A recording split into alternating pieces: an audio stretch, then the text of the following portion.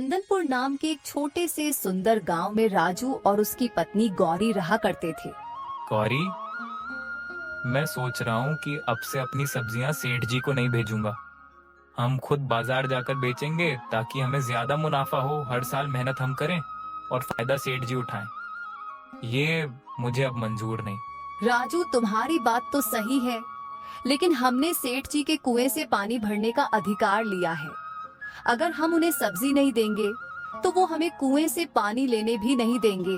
देखो गौरी, हर बार यही होता आया है। हम जी तोड़ मेहनत करते हैं, पसीना बहाते हैं, लेकिन हमारे हाथ में आता क्या है।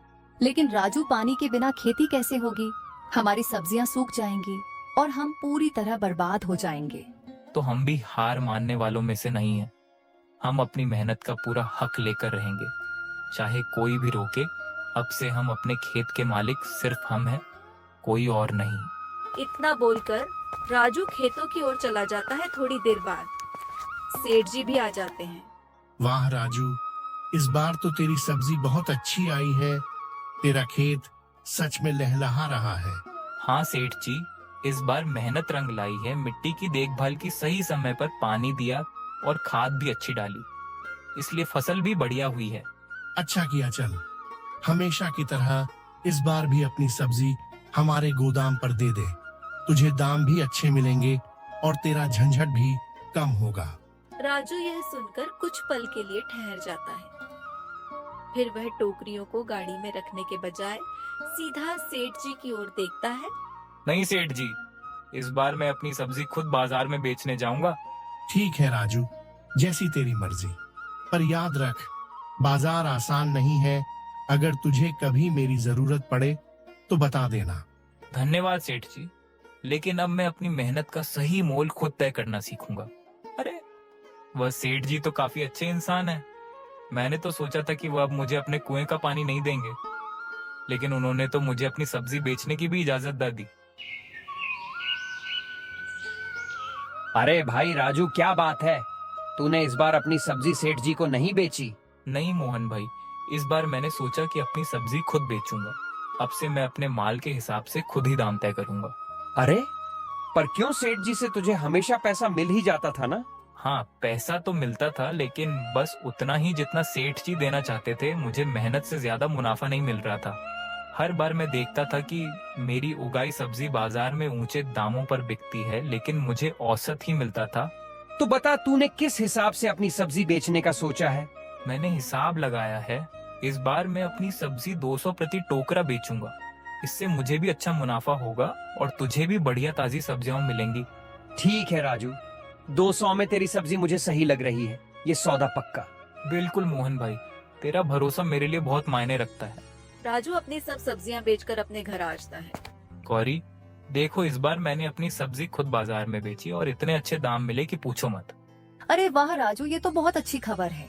तुम्हारी मेहनत आखिर रंग लाई। लेकिन बताओ, सेठ जी को बुरा तो नहीं लगा? नहीं गौरी, यही तो सबसे अच्छी बात है। सेठ जी को बिल्कुल भी बुरा नहीं लगा। उन्होंने तो उल्टा कहा कि अब मैं अपने हिसाब से काम कर सकता हूँ। ये तो सच में बड़ी बात है राजू। अब हमें किसी की शर्तों पर नहीं चलना पड़ेगा। अपनी सब्जी अच्छे दामों पर बेच सकते हैं और अपनी जिंदगी बेहतर बना सकते हैं। बिल्कुल गौरी, अब मैं अपनी फसल का सही दाम खुद तय करूंगा और सबसे बड़ी बात, सेठ जी हमें अपने कुएं से पानी भरने की इजाजत भी देंगे। ये तो काफी अच्छी बात है राजू। चलो अब तुम बैठो, मैं नदी पर से पानी भरकर लेकर आ जाती हूँ। फिर तुम्हारा लिया खाना बना दूंगी। गौरी नदी की ओर पानी लेने चली जाती है। अरे गौरी, कैसी हो? सब ठीक तो है ना? हाँ सीता, सब बढ़िया चल रहा है। इस बार तो और भी अच्छा हुआ। राजू ने अपनी फसल सेठ जी को नहीं बेची, बल्कि सीधे बाजार में बेचकर आया है। इससे हमें काफी अच्छे पैसे मिले हैं। अरे ये तुम क्या कह रही हो? तुम्हारे राजू ने इस बार सेठ जी को नहीं बेचा, लेकिन क्यों? हाँ बहन, हर साल सेठ जी हमारी मेहनत का सस्ता सौदा कर लेते थे और हमें बहुत कम पैसे देते थे। लेकिन इस बार राजू ने ठान लिया कि वो अपनी मेहनत की असली कीमत पाएगा। उसने सीधे बाजार जाकर व्यापारियों से बात की और देखो, इस बार हमें फसल का 2 गुना दाम मिला। तुम सही कह रही हो गौरी। मैं भी अपने रवि से इस बारे में बात करूंगी। अगर हम भी सीधे बाजार में जाकर अपनी फसल बेचें तो शायद हमें भी अच्छा मुनाफा हो। हाँ बहन, और अगर हम औरतें अपने पतियों का साथ दें तो हम सब अपनी मेहनत की सही कीमत पा सकते हैं। इस बार तो राजू ने सिर्फ अपनी ही नहीं, गांव के और भी कुछ किसानों की फसल को बाजार में बिकवाया। अब हम सब मिलकर सेठ जी की इस जबरदस्ती का सामना करेंगे। अब तो मैं भी रवि से कहूंगी कि इस बार फसल सीधे बाजार में ही बेचे। हमें अपने हक के लिए आगे बढ़ना ही होगा। सीता पानी लेकर अपना घर जाती है। रवि, तुमने सुना? राजू ने इस बार अपनी सब्जियां हम सेठ जी को नहीं बेची, बल्कि खुद बाजार जाकर बेची और उसे बहुत अच्छा मुनाफा हुआ। उसने कहा कि सीधे ग्राहकों को बेचने से उसे सेठ जी के मुकाबले दुगना फायदा हुआ है। सच में सीता, अगर राजू को इतना ज्यादा फायदा हुआ है तो हम क्यों नहीं ऐसा करते? हम सालों से सेठ जी को सब्जियां बेचते आ रहे हैं और वो हमें बहुत कम पैसे देता है, लेकिन बाजार में बेचने से हमें हमारी मेहनत का असली दाम मिलेगा। हाँ, मैंने भी सुना है कि सेठ जी सस्ते में हमसे सब्जी खरीदकर शहर में महंगे दामों पर बेचता है। हम मेहनत करें, हमारी जमीन से ताजी सब्जियां उगें और फायदा कोई और उठाए, ये अब नहीं चलेगा। अगर राजू कर सकता है तो हम भी कर सकते हैं। तो तय रहा, इस बार हम भी अपनी सब्जियां सेठ जी को नहीं बेचेंगे। हम खुद बाजार जाकर बेचेंगे और देखेंगे कि हमें कितना मुनाफा होता है। अगर यह तरीका सही रहा तो हम आगे से भी सेठ जी पर निर्भर नहीं रहेंगे। सही कहा रवि, अब हमारी मेहनत का पूरा फल हमें ही मिलेगा। इस बार हम भी बाजार जाकर अपनी सब्जियां बेचेंगे। सीता, मैं सेठ जी से बोल कर आता हूँ कि आज से हम उन्हें सब्जी बेचना बंद कर देगा। सेठ जी, हमने फैसला कर लिया है, आज से हम आपको अपनी सब्जियां नहीं बेचेंगे। मैं खुद बाजार जाकर अपनी सब्जियां बेचूंगा। वहां मुझे अच्छे दाम मिलेंगे और मेरी मेहनत का पूरा फल मिलेगा। क्या कह रहा है रवि? ऐसा उल्टा सीधा कदम मत उठा। तेरा काम खेती करना है, व्यापार नहीं। मैं तुझसे हमेशा अच्छे दामों में सब्जी खरीदता आया हूँ, फिर तुझे बाजार जाने की जरूरत ही क्या है? सेठ जी, अच्छे दाम आप हमें जितना देते हैं उससे 2 गुना बाजार में मिलता है। हमने देखा है कि आप हमारी सस्ती सब्जियां खरीदकर शहर में ऊंचे दामों पर बेचते हैं। अब हम भी अपनी मेहनत की असली कीमत पाना चाहते हैं। देखो, ऐसा कदम उठाकर तुम मुसीबत में पड़ सकते हो। बाजार जाना आसान नहीं होता, वहां बहुत प्रतिस्पर्धा है। अगर तुम मुझसे सब्जी बेचोगे तो तुम्हें हर हफ्ते पैसे मिलते रहेंगे, पर बाजार में क्या भरोसा, वहां कभी दाम गिरते हैं, कभी कोई ग्राहक नहीं मिलता। सोच समझकर फैसला करो। मैंने फैसला कर लिया है सेठ जी, मैं बस आपको यही बताने आया था। इतना बोलकर रवि वहाँ से आ जाता है। गर्मी के दिनों में पानी की समस्या बढ़ती जा रही थी। 2-4 दिन में ही पानी की कमी महसूस होने लगी और अब खेतों को भरपूर पानी की जरूरत पड़ने लगी थी। गांव में केवल एक ही जगह पानी बचा था, सेठ जी का कुआं। गौरी, अब मैं चलता हूँ। मुझे जल्द से जल्द सेठ जी के कुएं से पानी निकालना है ताकि अपनी सब्जियों को पानी दे सकूं। अगर समय पर पानी नहीं दिया तो सारी मेहनत बेकार हो जाएगी। खेतों में सब्जियां अब लगभग तैयार हैं, बस कुछ दिनों की मेहनत और चाहिए। हाँ राजू, तुम सही कह रहे हो। इस समय पानी की सबसे ज्यादा जरूरत है, नहीं तो सब्जियां मुरझा जाएंगी। तुम्हारी कितनी मेहनत लगी है इन्हें उगाने में। मैं जानती हूँ तुम जल्दी से पानी डाल दो ताकि तुम्हारी फसल सही समय पर तैयार हो सके और हमें अच्छा मुनाफा मिल सके। हाँ गौरी, यही सोचकर ही तो मैं भागा जा रहा हूँ। अगर सब्जियां अच्छी हो गई तो बाजार में अच्छी कीमत मिलेगी और घर की हालत भी सुधर जाएगी। बिल्कुल, मेहनत का फल जरूर मिलेगा, तुम ध्यान रखना। जल्दी लौट आना। इतना बोलकर राजू अपना खेतों में चला जाता है। राजू जैसे ही कुएं की ओर पानी निकालने जाता है, वहाँ पर सेठ जी खड़े होते हैं। सुन भाई राजू, अब तू मेरे कुएं से बिल्कुल भी पानी मत लेना। लेकिन क्यों सेठ जी, ऐसा अचानक क्यों? आप मुझे कुएं से पानी लेने से क्यों रोक रहे हैं? जब तूने मुझे अपनी सब्जी बेचना बंद कर दी है तो मेरे कुएं के पानी लेने का भी कोई मतलब नहीं है। तुझे याद है, पहले तू अपनी सब्जियां मेरी दुकान पर बेचा करता था, लेकिन अब तू दूसरे बाजार में बेचने लगा है। जब तूने मेरे साथ व्यापार खत्म कर दिया तो मैं तुझे अपने कुएं का पानी क्यों दूं? सेठ जी, ऐसा मत कीजिए। अगर ये पानी मेरी सब्जी को नहीं मिला तो वे सूख कर खराब हो जाएंगी। मेरा परिवार भूखा मर जाएगा। राजू, ये मेरा कुआं है, मेरी मेहनत से खुदवाया हुआ। मैं जिसे चाहूं पानी दूं, जिसे चाहूं ना दूं। जब तुझे अपने फायदे के लिए नया बाजार मिल गया, तो अब पानी के लिए मेरे पास क्यों आया? इतना सुनकर राजू निराश हो जाता है और अपने घर आ जाता है। जब भी थोड़ी देर बाद रवि भी कुएं से पानी लेने के लिए आता है तो सेठ उसको भी मना कर देता है। राजू, ये क्या हो रहा है? इतनी भयंकर गर्मी में सेठ जी ने हमें पानी देने से मना कर दिया। हाँ गौरी, सेठ जी ने साफ साफ कह दिया कि जब हम अपनी सब्जी उन्हें नहीं बेच रहे तो हमें उनके कुएं से पानी लेने की कोई जरूरत नहीं। मैंने बहुत विनती की, कहा कि हमारी फसल बर्बाद हो जाएगी, लेकिन उन्होंने एक न सुनी। ये तो बहुत बड़ा अन्याय है राजू। अगर हमारी सब्जियों को समय पर पानी नहीं मिला तो सब सूख जाएंगी, हमारी मेहनत पर पानी फिर जाएगा। और जानते हो गौरी, सेठ जी हंसते हुए कह रहे थे, जब बाजार में ज्यादा दाम पाने के लिए तुम अपनी सब्जियां हमें नहीं बेचते तो हमारे कुएं के पानी का इस्तेमाल करने का हक हमें कैसे मिल सकता है? लेकिन राजू, हम तो मेहनत से अपनी जमीन पर फसल उगाते हैं। ये पानी किसी एक का नहीं है, यह तो सबका हक है। तभी राजू के घर के बाहर रवि आता है। राजू भाई, अरे राजू भाई बाहर आइए। राजू रवि की आवाज सुनकर बाहर जाता है। राजू भाई, ये क्या कर दिया आपने? सेठ जी ने तो हमें पानी देने से ही मना कर दिया। हमारी सब्जियां प्यास से तड़प रही हैं, सूख रही हैं। अगर जल्द ही पानी नहीं मिला तो हमारी पूरी मेहनत मिट्टी में मिल जाएगी। हाँ रवि, मुझे पता चला सेठ जी ने सिर्फ तुम्हें ही नहीं बल्कि मुझे भी अपने कुएं से पानी लेने से रोक दिया है। ये तो सरासर अन्याय है। और ये सब तुम्हारी वजह से हुआ है राजू भाई।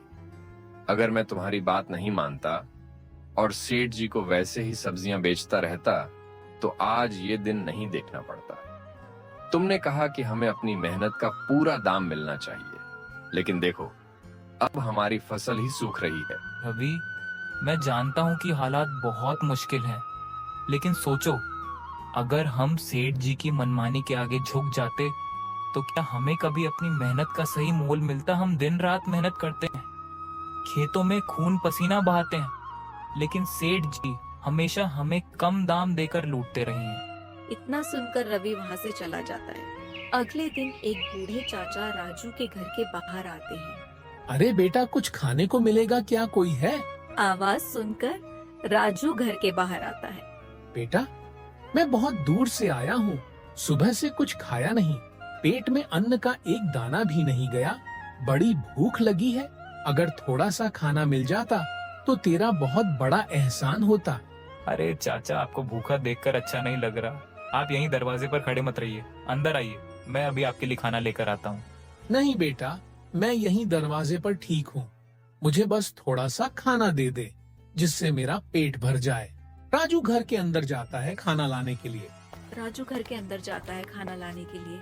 गौरी, क्या हमारे पास थोड़ा सा खाना बचा है? राजू, तुम्हें तो पता ही है कि हमारी हालत कितनी बुरी है। सेठ जी ने हमें कुएं से पानी लेने से भी मना कर दिया है। हमारी सब्जी भी बस 1-2 दिन में खराब हो जाएगी। मुझे पता है गौरी, लेकिन बाहर चाचा भूखे खड़े हैं, उनके लिए कुछ है तो बताओ। राजू, खाना तो बस तुम्हारे लिए बचा है।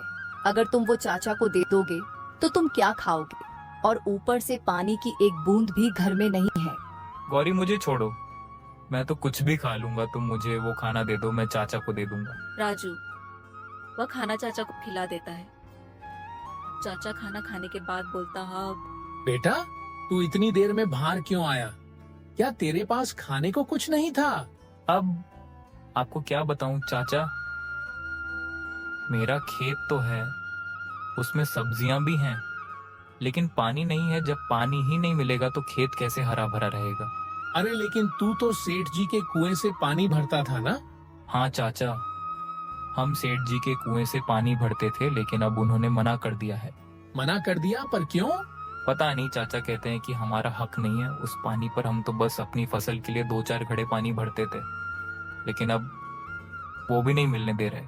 बेटा, तू चिंता मत कर, अल्लाह सब देख रहा है, तेरा इम्तिहान ले रहा है।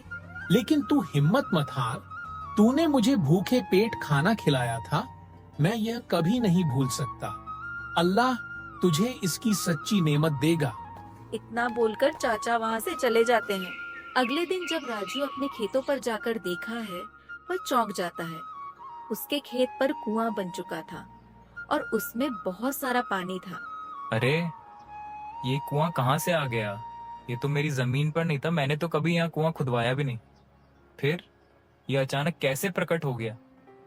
मुझे लगता है ऊपर वाले ने चाचा की दुआ से मेरे खेतों पर कुआं बना दिया। राजू अपनी सब्जियों को पानी देकर तुरंत रवि के पास जाता है। रवि भाई, अब तुम्हें अपनी सब्जियों को पानी देने की जरूरत हो तो मेरे कुएं से ले लेना। अरे राजू, ये क्या देख रहा हूँ तुम्हारी जमीन पर कुआं? ये कहाँ से आ गया? पहले तो तुम्हारे पास पानी का कोई इंतजाम नहीं था। तुम तो सेठ जी के कुएं से पानी लेते थे ना, और वो भी बड़ी मुश्किल से। हाँ रवि भाई, तुम ठीक कह रहे हो। पहले हमें सेठ जी के कुएं से ही पानी लेना पड़ता था, और वो भी उनकी मर्जी पर निर्भर करता था।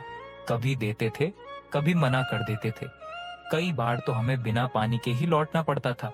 हाँ भाई, सेठ जी का कुआं तो जैसे उनका खजाना था। किसी गरीब को पानी देना उनकी शान के खिलाफ लगता था। तो फिर ये बताओ, ये कुआं तुम्हारी जमीन पर कैसे खुद गया? क्या सेठ जी ने अब तुम्हें पानी देने की इजाजत दे दी? अरे नहीं रवि भाई, ये सेठ जी की मेहरबानी नहीं बल्कि चाचा जी की दुआओं का असर है। चाचा जी की दुआओं से कुआं बन गया?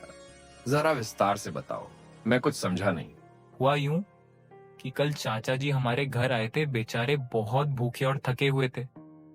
मैंने उन्हें प्रेम से खाना खिलाया, पानी पिलाया और उनकी खूब सेवा की। जब उन्होंने पेट भरकर खाना खाया तो बहुत खुश हुए और बोले, बेटा तूने दिल से सेवा की है, भगवान तुझे इतना देगा कि तुझे फिर कभी किसी और के आगे हाथ नहीं फैलाना पड़ेगा। ये तो सच में चमत्कार है राजू। सच कहते हैं, बड़ों की दुआओं में बहुत ताकत होती है। तुम्हारी सेवा और भलाई का ये फल मिला है। तुम्हें किसी सेठ के सामने हाथ फैलाने की जरूरत नहीं पड़ेगी। राजू और रवि दोनों की सब्जियों को पानी दे देते हैं। सेठ जी का कुआं सूख जाता है और सिर्फ राजू की कुएं में पानी रह जाता। सेठ जी, गजब हो गया। आपका कुआं बिल्कुल सूख चुका है, उसमें अब एक बूंद भी पानी नहीं बचा। अरे रामलाल, ये तू क्या कह रहा है? कल तक तो मेरे कुएं में भरपूर पानी था। यहाँ तक कि मैंने खुद कल शाम को इसमें पानी देखा था। फिर अचानक ये कैसे सूख गया? पता नहीं सेठ जी, लेकिन एक अजीब बात हुई है। राजू के खेतों में अचानक पानी आ गया है और उसने उसी पानी से अपनी सब्जियों को सींच लिया है। क्या राजू के खेतों में पानी आ गया और हमारा कुआं सूख गया? ये कैसे हो सकता है? कहीं ये कोई चाल तो नहीं? सेठ जी, ये कोई साधारण बात नहीं लगती। अगर आपके कुएं में पानी था और अब अचानक गायब हो गया तो जरूर कुछ गड़बड़ हुई है। सेठ समझ जाता है कि उसने जो पहले राजू को पानी देने से मना कर दिया था, यह सब उसका ही नतीजा है। सेठ तुरंत राजू के घर जाता है। राजू, मुझे माफ कर दे बेटा। मैंने तुझे अपने कुएं से पानी भरने नहीं दिया था, और अब देख, मेरा ही कुआं बिल्कुल खाली हो चुका है। मेरा इतना बड़ा खेत सूखने की कगार पर है। अगर तूने मुझे पानी नहीं दिया तो मेरी सारी सब्जियां बर्बाद हो जाएंगी। सेठ जी, आपको याद है जब मैं आपके पास आया था, हाथ जोड़कर आपसे थोड़े से पानी की भीख मांगी थी? मैंने कहा था कि मेरी सब्जियां सूख रही हैं, मेरे पास दूसरा कोई सहारा नहीं है। लेकिन आपने क्या कहा था? आपने कहा था कि पानी का सूखा पड़ रहा है, कुएं में पानी कम हो रहा है, और अगर मैंने पानी लिया तो आपके खेतों को नुकसान होगा। आपसे विनती की, पैर तक पकड़े, लेकिन आपने मेरे लिए कुएं की एक बूंद तक नहीं दी। हाँ राजू, मैं मानता हूं कि मैंने तुझसे गलत किया। उस वक्त मैं सिर्फ अपने फायदे के बारे में सोच रहा था। मुझे तेरा दर्द समझ ही नहीं आया। लेकिन अब मैं खुद उसी हाल में आ गया हूं। आज मुझे समझ में आया कि पानी के बिना कैसी बेबसी महसूस होती है। ठीक है मुखिया जी, अब आपको अपनी गलती का एहसास हो गया है तो आप मेरी कुएं से पानी ले सकते हैं। लेकिन याद रखना, कभी भी किसी को जरूरत नहीं मन नहीं करना चाहिए, नहीं तो ऊपर वाला उसे दिखला देता है।